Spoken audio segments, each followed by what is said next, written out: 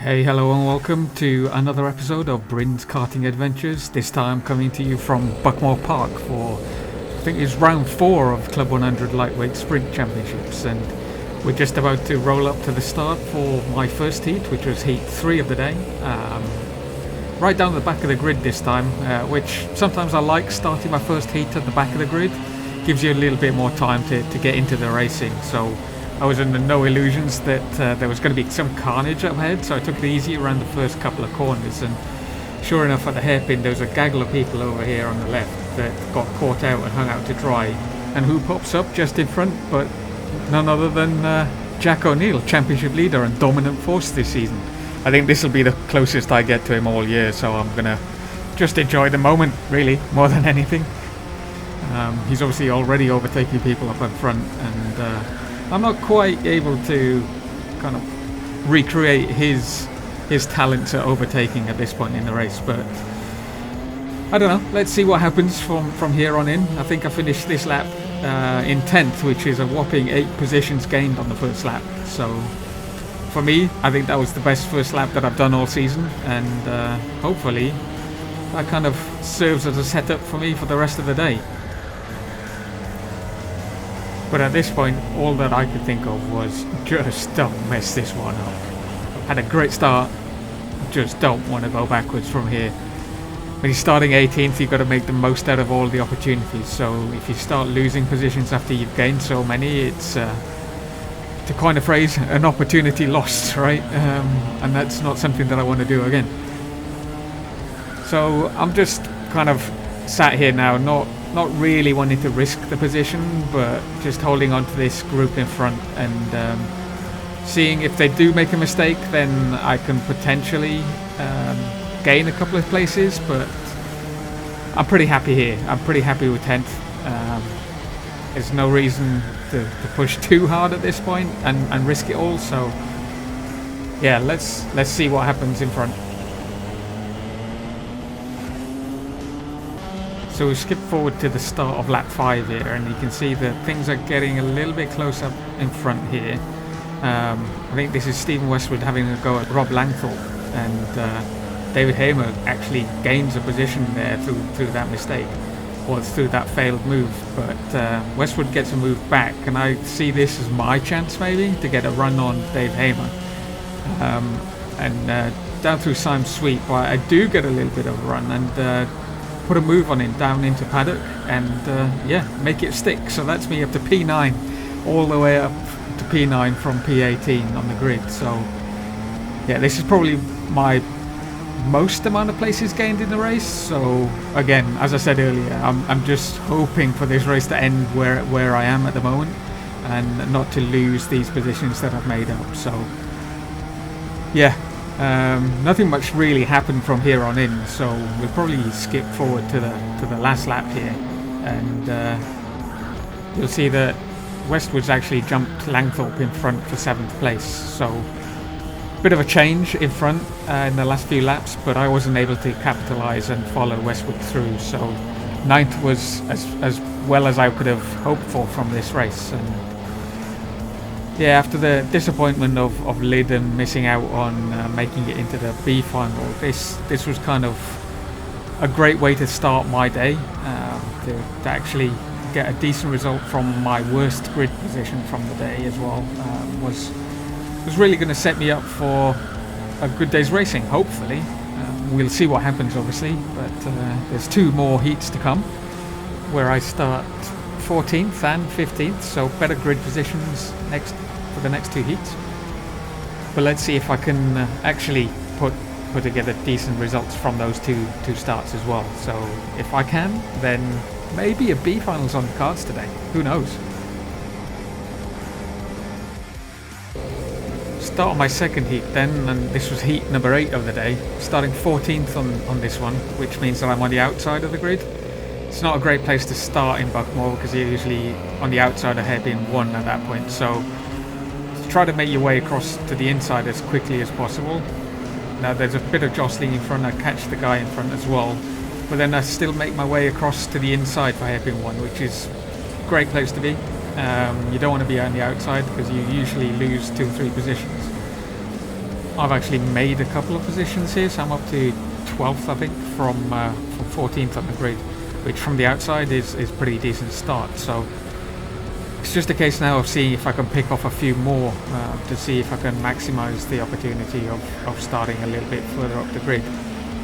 Now, I'm not under any illusions that I'm going to be doing what I did in the first race, where I gained, I think it was 9 positions in the end. But a couple more from here would be good, and it would serve me in good stead for a good qualifying place for the finals. So let's see what happens with this little battle in front as well.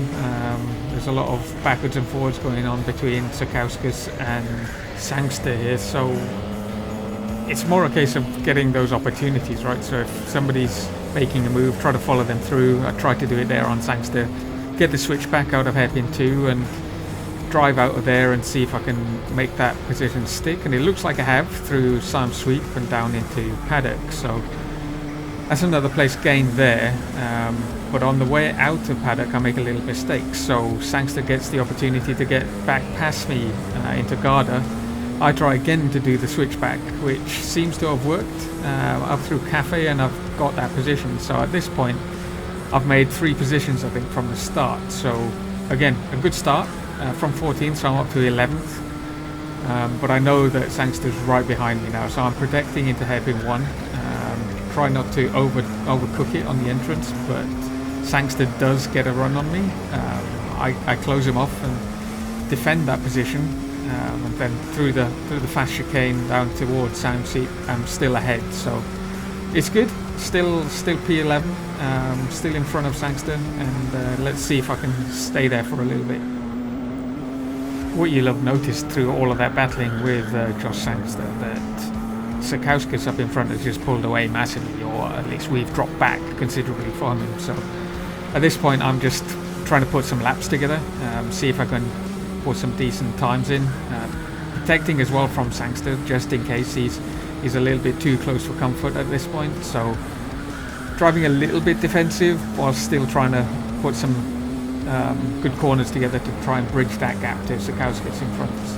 I know that there's a gaggle of them in front, which can sometimes slow people up. So I'm hoping that will allow me to make a few more inroads into the guys in front. But just into paddock, I get a recovering Ned Douglas, who's in front of me on the grid, but got stuck on the outside on turn 1 on the first lap. So he's come flying past, and the run that he got up the hill through Cafe and across the start finish was huge. So he managed to bridge a huge gap at that point, and I didn't know whether he had a rocket ship kart or whether it was something wrong with my kart. But at this point I was like, this is P12. I mean, I'm still pretty happy at this point, and I think I'm still leading class 3, so that's the most you can hope for, to see if you can get a decent position either in the C final or even into the B final. So being ahead of the other class 3 runners is a good thing at this point. But what I wasn't expecting was for Sangster to come back past me at Garda, so this wasn't going to plan. I was now down to 2nd in class 3, and this seemingly race-long battle with Sangster was due to continue for the rest of the race potentially. I think I go for a lunge here. Yeah, I go down the inside into hairpin 1 and try to kind of block him off from making that switchback, which I did do. I took a tight line out of hairpin 2 as well, just to cover myself off again and close any opportunity for him to get the switchback. And I'm up to P12 again. So positions gained, positions lost, positions gained again. So it's always a bit of a seesaw battle in the midfield in Club 100. So now again it's another case of trying to see if I can get some good laps together and bridge the gap to Ned Douglas in front. There's about 3 laps to go, I think, at this point, and if something happens in front, then we could potentially just make a couple of positions, right? So it's a case of sitting tight and seeing what happens. And sure enough, there's a spinning person just in front of us on hairpin 2, so we do make a position up, and we're up to P11 at this point. again, a great result for me at this for this heat. So I'd be happy to finish 11th again, and to finish top of the Class 3 runners in my second heat of the day. So that would be 2 Class 3 wins in my 2 heats so far, which really is a good setup for the last heat, where I'll start 15th on the grid, and that's the inside row. So there's all to play for at that point. We can see if we can make some positions at least, and maximize our chances for a good quali spot for the finals. Hopefully it's a B final, but if it's at the front of the C final, it's no big deal. You can still qualify for the B final by being top 4 in the C final. So yeah, I think I'm there or thereabouts. Good position in heat 3, and we'll see where we end up. So across the line for the start of the last lap, and I'm quite away off the guy in front, and I think I'm quite away in front of Sangster at this point behind me as well. So I'm a little bit in no man's land, so it's just a case of bringing it home for the rest of the lap, not making any mistakes, not being too foolish, and trying to make up some space on the guys in front. Just relax, sit back and play this one out, and take the 11th place finish at the end.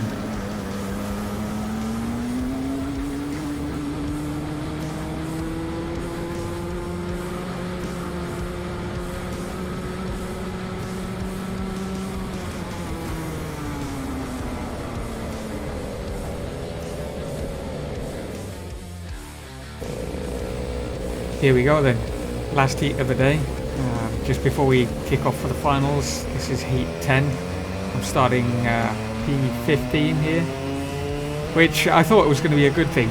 Starting on the inside usually means that you get a run on people, but sometimes those guys around the outside can be lucky and there's no carnage. And this was one of those times, so I didn't really manage to make any time up, and I actually lost out going around the outside of hairpin 2 here, especially here where I get hung out under the grass a little bit and lose 2 positions through the chicane. Simon Sharp has come up from 17th and is now in front of me, so I'm actually last at this point. I didn't know that at the time, but yeah, this isn't a great place to be. I tried to go for a move that's really not there. So yeah, still last, to cross the line for the first lap. Back at the pack, it's not a great place to be, but Cameron Williams up in front of me, he's had a worse time of it. He's dropped a bucket full of positions throughout the first lap, so he's probably more angry than I am at this point, trying to make up some more positions. The guys in front are getting a little bit close as well, so